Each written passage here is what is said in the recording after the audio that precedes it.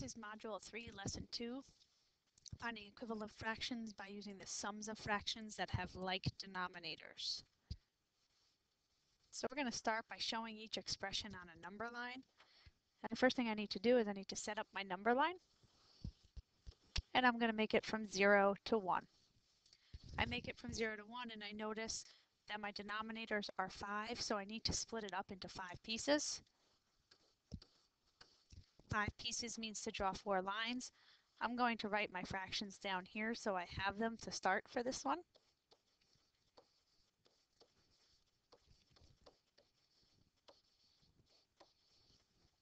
And first I see I want 2/5.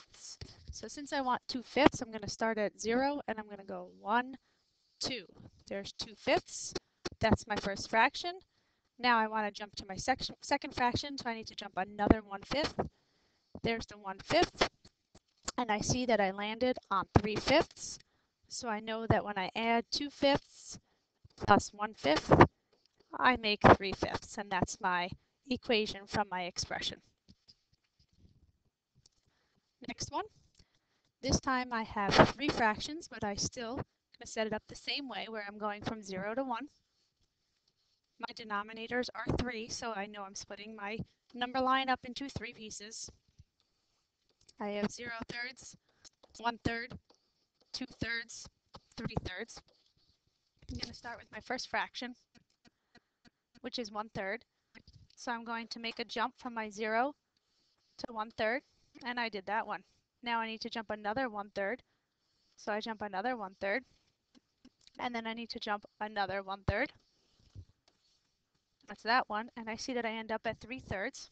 So I say that 1/3 plus 1/3 plus 1/3 equals 3/3. We also know from before, what we learned prior, is that when the numerator and the denominator are the same number, it is equal to 1 whole.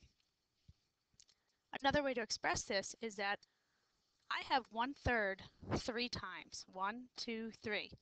So I could say 3 times 1/3 equals 3/3. Next one, we see that we need to split it up. Again, we're making our number line. We look right here. We know we are working with tenths, so we split it up into tenths. This time I'm not going to label the bottom and label all of my fractions because I'm going to only label the ones that I use. So I'm going to start at 0/10, and we know that we're ending at 10/10 because that's 1 whole. So we go 3, so we're going to go 1, 2, 3, and I'm going to mark that. Then I see I need to go another 3/10, so I'm going to go 1, 2, 3, and now I can count. This is 4, 5, 6/10. And then I see that I need to go another 3, so it's 1, 2, 3, and it's 7, 8. We know that that's 9/10.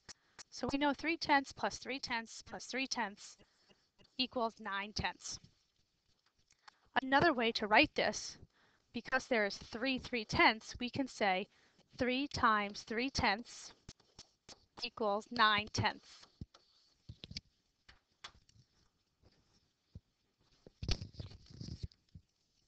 Next, we now have 2 times 3/4 plus 1/4. And in order of operations, our PEMDAS, we know that we do multiplication before we divide, before we add. So we have this part right here. And I'm going to ask myself, what is an addition way that I can say 2 times 3/4? And 2 times 3/4 is telling me I'm doing 3/4 twice. So if I just did 3/4 plus 3/4, that means the same thing. And then I can add my 1/4. And now my problem is set up just like my prior problems have been.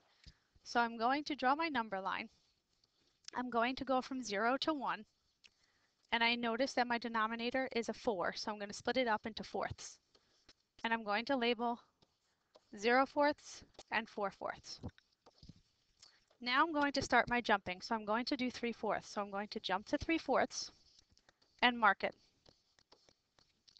Then I notice, though, that I can't jump 3 more fourths because I'm already at the end. So in order to actually be able to jump, I need to add another whole number. So I'm going to go all the way to 2. And once again, I need to split it into fourths. and this now is 8/4 over here. So now I'm going to try to jump my next 3/4. So I'm going to go 1, 2, 3/4, and I can count 4, 5. This is 6/4. And then I see that I have one more fourth to go, so I'm going to jump my one more fourth, and that is 7/4. So 2 times 3/4 plus 1/4 equals 7/4.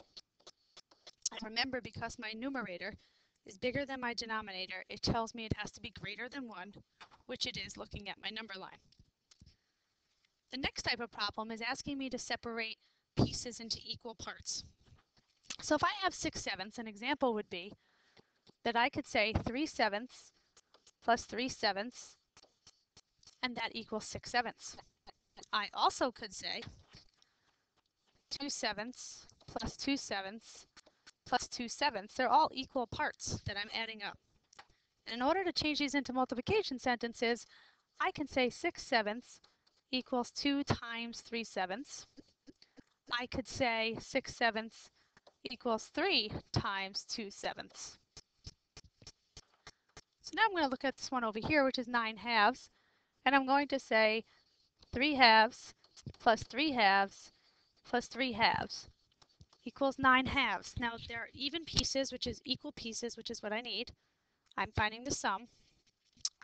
And now I'm going to do this as a multiplication problem, and I can say 3 times 3/2.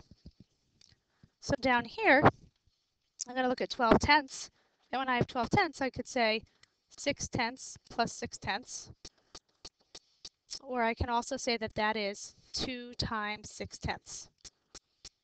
Another option for this one would be to say 4/10 plus 4/10 plus 4/10, or 3 times 4/10.